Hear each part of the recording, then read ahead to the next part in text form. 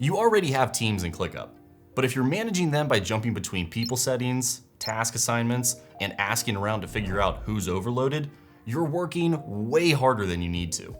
Teams Hub puts all of that in one place. Team structure, membership, priorities, workload, and activity, all from a single view most admins don't even know is there. Let's start by opening the Teams Hub. If Teams is already in your global navigation, you can open it right from there.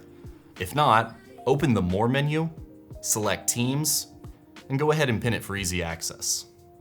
This is one of those areas you'll come back to often as your workspace grows, so it's worth keeping close. If you're starting from scratch, the first step isn't auditing every person in your workspace. It's creating a team that work can actually flow through. From all teams, click Create Team. For this example, let's say you're setting up a web team to support active projects and launches. Give it a clear name, choose an icon, add a short description, and create it. Once the team exists, make sure the right people are in it. Let's say a new project manager just joined and needs to be set up before the next planning cycle.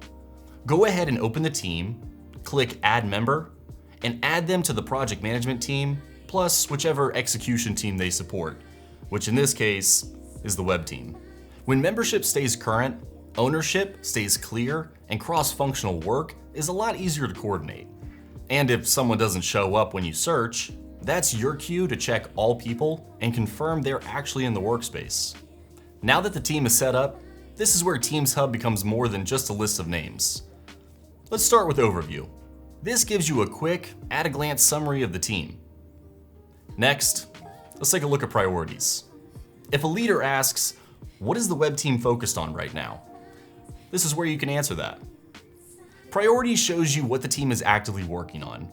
Maybe they're supporting a homepage redesign, a product launch, and a campaign landing page all at once. Instead of chasing updates across tasks and lists, you can see the team's active focus areas in one place. The most important of all is workload. Workload helps you see whether work is actually distributed in a realistic way.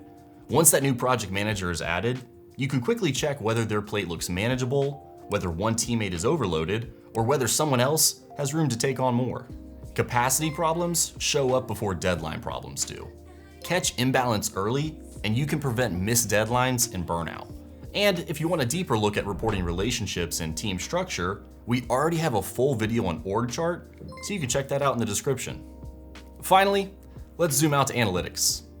Once your teams are set up well, analytics gives you a broader way to scan activity across people and teams.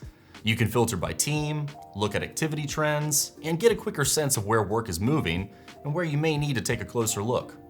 So if team tabs help you understand one team, analytics helps you monitor the bigger picture. And now it's your turn. Try setting up one real team in your own workspace. Make sure the right people are in it, and then check whether priorities and workload reflect how your team is actually working today. That small setup work can make a big difference in how clearly your workspace runs. Thanks for watching, and we'll see you next time.